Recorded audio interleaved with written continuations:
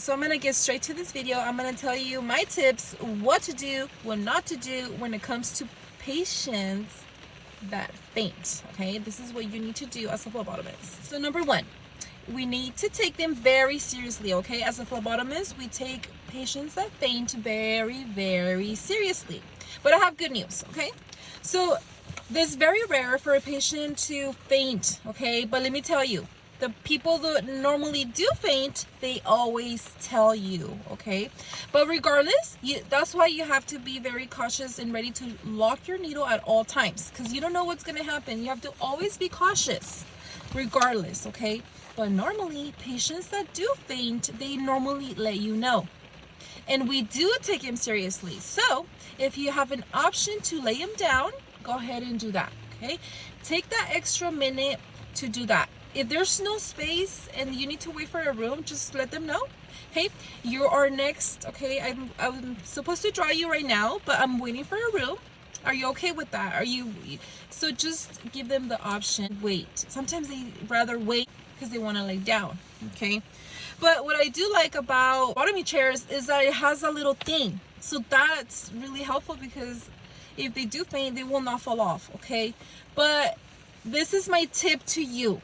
If they tell you that they normally faint, you need to do the draw as fast as you can. Of course, you need to concentrate, okay? But over time, I've been doing phlebotomy for 6 years. So when people tell me that they're gonna faint, I grab everything as fast as I can and I draw them as fast as I can, but carefully. I already know how to draw very fast.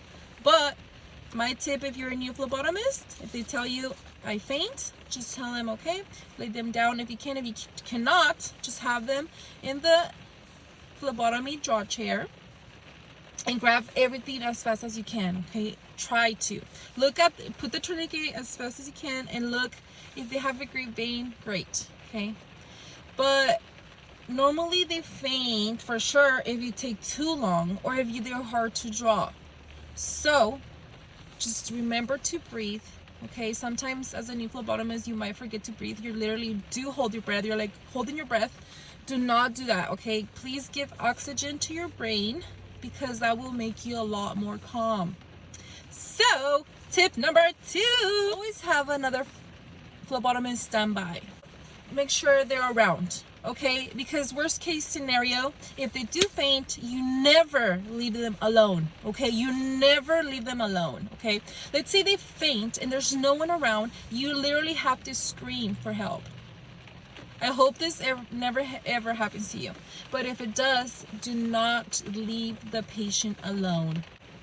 So if you start to see them pale, you do not let them go. Even if you're already done with your blood draw, you don't let them go.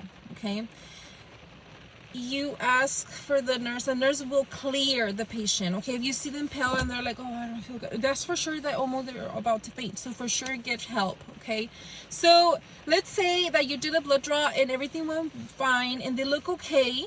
You still keep them there for at least 10 minutes, because sometimes they're like, oh yeah, I feel fine, and then you let them go. No, you have to let them sit there for a little longer, because this did not happen to me, thank God, but I'm gonna tell you a story. There was a patient who was released. This patient normally faints, but that patient felt good and left right away, and apparently they fainted in the restroom somehow. I don't know, but do not do that. Okay, just learn from this experience. Thank God that didn't happen to me, because I hold on those patients even if they're joking. Sometimes they joke around and they're like, oh, I normally faint, and they're like, and then I was like, are you do? And I always tell them I take that very serious, because I do. Okay, like nurses take chest pain very serious. You cannot play around like that. Okay, so you just have to be extra cautious. Okay, if you do the phlebotomy draw as fast as you can, you will make them in and out, get them in and out. That's why it's good to become a fast phlebotomist, okay? But don't worry, over time you will, okay? And my tip to you, if you're new, just get into a routine. Decide what you want to grab first, always. For example, get into a habit always grabbing the tourniquet. You know, whatever order you want, but grab everything at the same time, and you will be so automatic, so fast, because the sooner you create this habit, the better. Okay?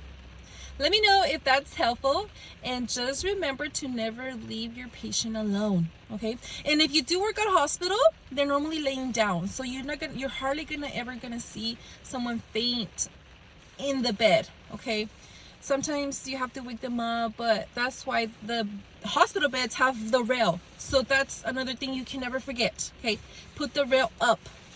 If you put it down to do the blood draw, never forget to put the rail up, because the nurse will find you and they will call you and they will tell you, or they will call the lab, and then once you go to the lab, they will tell you, hey, you forgot to, no. Just put everything back. If you work at a hospital, put everything back exactly how you found it. Bye-bye.